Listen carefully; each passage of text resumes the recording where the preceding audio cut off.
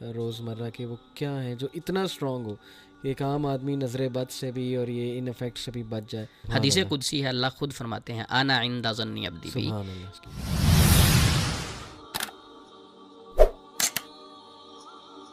کسی نے پتہ لگانا ہو میرے پہ جادو ہے کہ نہیں ہے تو اس کے سمٹمز کیا ہیں؟ علی بھائی سب سے پہلے تو ہم مختصر یہ ذکر کریں گے کہ جو معاشرے میں جادو چیک کرنے کے طریقے بتائے جاتے ہیں. جی. مختصر یہ ہے کہ کچھ لوگ تو قمیض ماپ کے چیک کریں گے، قمیض چھوٹی ہوگی بڑی ہوگی، چھوٹی ہوگی تو جادو ہے، بڑی ہوگی تو سایہ ہے. ہم نے اس پہ ایک پروگرام کیا بھی تھا اور کافی لوگوں نے دیکھا. کچھ لوگوں نے اس پہ اپنے نظریات بھی پیش کیے. انہوں نے کہا دیکھیں علی بھائی نے تو ہاتھ میں قمیض پکڑی ہوئی تھی، زمین پہ رکھ کے ماپنا تھا. چلیں چھوڑیں اس بات کو بھی. ایسے لوگوں سے سوال ہے، اگر میری قمیض 20 انچ کھلی ہے اور جادو کے ساتھ سکڑ جاتی ہے، ایک بار دم کرے 2 انچ سکڑ جاتی ہے، اس کا مطلب ہے کہ 5 بار میں دم کرواؤں گا تو میری تو ساری کی ساری قمیضیں جو ہے نا وہ 10 انچ کی رہ جائیں گی، میں تو کپڑے ہی نہیں پہن سکوں گا. ٹھیک ہے، کامن سینس کی بات. کچھ لوگ آپ کی بازو پہ نشان لگائیں گے، نشان لگا کے اس کو بھی ماپ لیں گے ایک بار اس کے ساتھ، بعد میں چیک کریں گے وہ بڑی ہو جائے گی. اچھا اب کہتے دیکھیں میری بازو بڑی ہوگی. ایسے بھائی کو چاہیے کہ تھوڑا سا سینس سے کام لے. اگر اس کے بازو ہے 20 انچ کی تو اس کا مطلب ہے کہ اگر جادو ہو تو بازو بڑی ہو جاتی ہے، تو 5 دم کروائے گا تو اس کی بازو تو ماشاءاللہ 5 انچ 10 انچ اور بڑی ہو جائے گی. صحیح. یہ سارا بیوقوف بناتے ہیں. تو یہ اس طرح کے جو طریقے ہیں نا وہ سارے غلط ہیں. لوگ اس طرح کے طریقوں سے چیک اپ کرواتے ہیں. جب وہ بتاتے ہیں نا کہ آپ کی تو قمیض چھوٹی ہوگی تو پھر پینک ہو جاتے ہیں. ایک بھائی تو ایسا بھی، میں گھر میں گیا تو ان کے گھر میں علاج کرنے کے لیے عمل آیا، کہتے ہیں ہمارے اوپر جادو ہے. میں نے کہا آپ کو کیسے پتہ چلا آپ پہ جادو ہے یا نہیں؟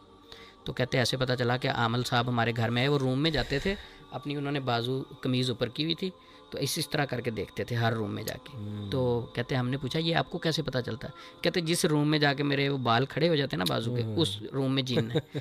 میں نے کہا بڑا تھرمامیٹر تھا وہ آدمی کا. میں یہاں کنسیپٹ سمجھانا مجھے دل کر رہا ہے لیکچر دوں اسٹیٹک الیکٹریسٹی پہ. اینی وے ٹھیک ہے. تو میں نے کہا بڑا وہ بھائی تھرمامیٹر تھا، اس طرح کر کے بتا دیتا. یہ سارے نفسیاتی حربے ہیں. کچھ لوگ پانی پلا کے آپ کو چیک کریں گے، کڑوا میٹھا، یہ بھی کوئی اس کا شریعت سے تعلق نہیں. زیادہ تر نفسیات سے آپ کو ان چیزوں کی بنیاد پہ خوفزدہ کر دیا جاتا ہے، پریشرائز کر دیا جاتا ہے.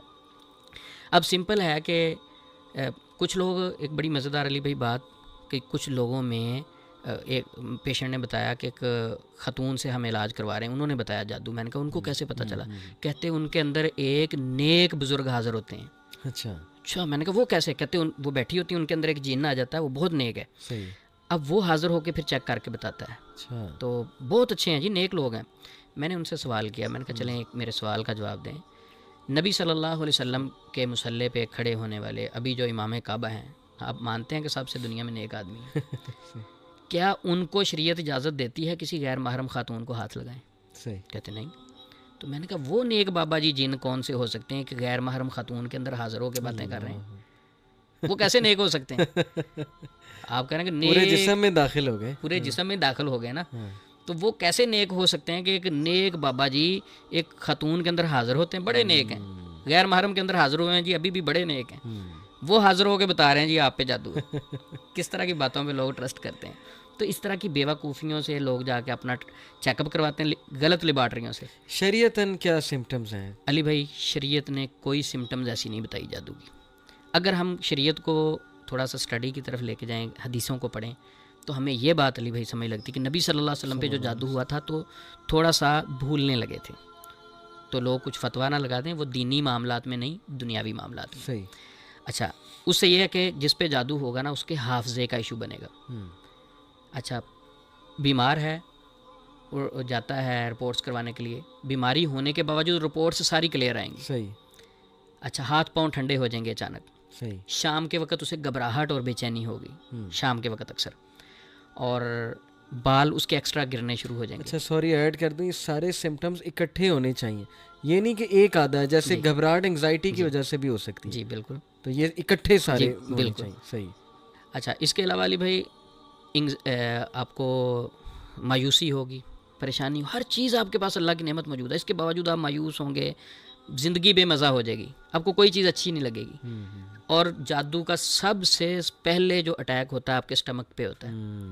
آپ کا اسٹمک کام کرنا چھوڑ دیتا ہے. جیسے اسٹمک کام کرنا چھوڑتا ہے، کھانا ہضم نہیں ہوتا، تو آپ اس کے بعد کیا ہوتا ہے، انگزائٹی ہونا شروع ہو جاتی ہے، ویکنس ہوتی ہے. اچھا اس ٹینشن کے ساتھ کیا ہوتا ہے؟ آپ کی نیند اڑ جاتی ہے، اعصابی سسٹم ڈسٹرب ہوتا ہے. جب آپ کا اعصابی سسٹم ڈسٹرب ہوگا، یہ ساری سمٹم جو ہے کوئی شریعت نے نہیں بتائی، یہ ہم نے اپنے تجربات سے اخذ کی. لیکن آخر پہ اس کے میں یہ کہوں گا، یہ جتنی میں نے سمٹمز بتائی ہیں اسلام میں نہیں ہیں، یہ میرے تجربے میں ایک ماہر معالج ہی بتا سکتا ہے. یہ نہیں کہ کوئی سمٹم سن کے کہے نہیں میرے اوپر تو ہے نا، عثمان بھائی نے کہا یہ سمٹمز ہیں میرے اوپر تو جادو ہے، نہیں. وہ بھی ایک معالج ہی آپ کو کنفرم کر سکتا ہے کر کے ہی بتائے گا کہ کنفرم ہے کہ یہ انگزائٹی ہے، ڈپریشن ہے، اسٹریس کی وجہ سے ہے، یا جادو نظر بد کی وجہ سے. خود ہی نہیں گھر میں بیٹھ کے سوچیں. زبردست، بالکل ٹھیک. تو باقی یہ جو لوگ ٹریٹمنٹ کے لیے جاتے ہیں، کوئی ایسا دنیا میں پیمانہ ابھی تک ایجاد نہیں ہوا جس سے کنفرم پتہ چل جائے آپ پہ جادو ہے. تو اس لیے پینک ہونے کی ضرورت نہیں، خوف زدہ ہونے کی ضرورت نہیں. یہ چند سمٹمز ہیں. اصل چیز ہے صبح و شام کے اذکار، مسنون دعائیں. اللہ سے تعلق جتنا مضبوط ہوگا، توکل جتنا اسٹرانگ ہوگا، جن انشاءاللہ اتنا ہی دور بھاگے گا. یہ بس خلاصہ کرتے ہوئے یہی سوال میں پوچھنا چاہ رہا تھا کہ کوئی آسان ترین اذکار روزمرہ کے وہ کیا ہیں جو اتنا اسٹرانگ ہو کہ ایک عام آدمی نظر بد سے بھی اور یہ ان افیکٹ سے بھی بچ جائے. آسان عمل. علی بھائی صبح و شام کے اذکار ان کے متعلق تو تقریباً لوگ جانتے ہی ہیں. بے شک. ایاک نستعین کے نام سے بھی آپ کو پلے اسٹور سے مل جاتی ہیں. صبح و شام کے اذکار کوئی بھی آپ اذکار والی بک خریدیں گے، اس میں صبح و شام کے اذکار وہ مختصر وظائف ہوتے ہیں. وہ کرنے کے ساتھ ساتھ ایک بڑا بہترین عمل ہے جو نبی صلی اللہ علیہ وسلم ہمیشہ کیا کرتے تھے. اما عائشہ صدیقہ رضی اللہ تعالیٰ عنہا فرماتی ہیں، بخاری شریف کی حدیث ہے کہ نبی صلی اللہ علیہ وسلم جب بھی رات کو بستر پہ لیٹتے، سونے سے پہلے آخری 3 کل 3 مرتبہ پڑھتے. ٹھیک ہو گیا. آخری 3 کل 3 مرتبہ پڑھتے. اس کا طریقہ کیا ہونا چاہیے؟ اعوذ برب الفلق، اعوذ برب الناس، سورۃ اخلاص، سورۃ الفلق، سورۃ الناس. اچھا 3 مرتبہ پڑھ کے اپنے ہاتھوں پہ پھونک ماریں اور پورے جسم پہ دم کریں پاؤں تک.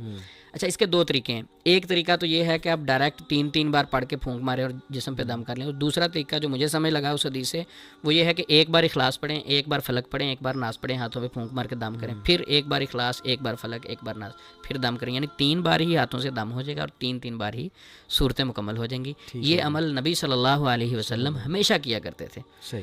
تو یہ اگر ہم عمل شروع کریں گے، اگر نظر لگی ہوئی ہے انشاءاللہ وہ اتر جائے گی. تھکاوٹ، میرا تجربہ ہے علی بھائی، جس دن رہ جائے نا میری تھکاوٹ نہیں اترتی. جب میں یہ عمل کر کے سوتا ہوں میری تو دن کی ساری تھکاوٹ چند گھنٹوں میں اتر جاتی ہے. تو مسنون عمل ہے. تو آخری 3 کل رات کو ہر شخص کو پڑھ کے سونے چاہیے. انشاءاللہ آدھے جادو جن تو ویسے ہی بھاگ جائیں گے.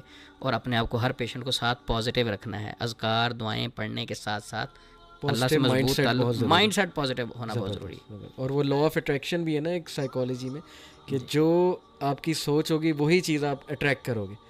پازیٹیو ہو تو پازیٹیو لوگ اور پازیٹیو خیالات اور پازیٹیو چیزیں اٹریکٹ کرو گے. نیگیٹیو ہو تو نیگیٹیو لوگ ہی اٹریکٹ ہوں گے آپ کی طرف اور نیگیٹیو خیالات. لیکن یہ جو آپ نے بات سائنس کے حوالے سے کی ہے، اس پہ لوگ اعتماد کر لیں گے. میں ایک حدیث سناتا ہوں، دیکھیں اس پہ نہیں لوگ کرتے. حدیث قدسی ہے، اللہ خود فرماتے ہیں انا عند ظن عبدی بی، میں بندے کے گمان کے مطابق ہوں. ان ظن خیرا فلہ و ان ظن شرا، اچھا سوچے گا تو اچھا ہوگا، برا سوچے گا تو برا ہوگا. زبردست. تو بات سوچ پہ ختم ہوتی ہے. اللہ ہمیں سوچ پازیٹیو ہو دے عثمان بھائی، اور اللہ آپ کی حفاظت کرے. آپ آج کے دور میں جب اتنے غلط لوگ بیٹھے ہوئے اس فیلڈ میں، آپ ایک جہاد کر رہے ہیں. اللہ آپ کی حفاظت فرمائے. آپ بھی اذکار کریں، حفاظت کی بڑی ضرورت ہے کیونکہ یہ شیاطین بھی سن رہے ہیں. ظاہر ہے وہ بھی انسان کے دشمن ہیں. اور جو لوگ 2 نمبریاں کر رہے ہیں اللہ انہیں ہدایت دے. آمین. اللہ انہیں سیدھے راستے پہ لائے اور لوگوں کو بھی ہدایت دے کہ وہ علم حاصل کریں، عقیدہ مضبوط کریں. بہت پریشان ہیں لوگ، اللہ ان کی پریشانی آسان فرمائے. لیکن ان کی بھی رسپانسبلٹی ہے کہ وہ پریشانی خود اپنے اوپر مسلط انہوں نے بہت سی وجوہات کی وجہ سے کی ہے. جزاک اللہ عثمان بھائی، بہت اچھا لگا ہمیشہ کی طرح.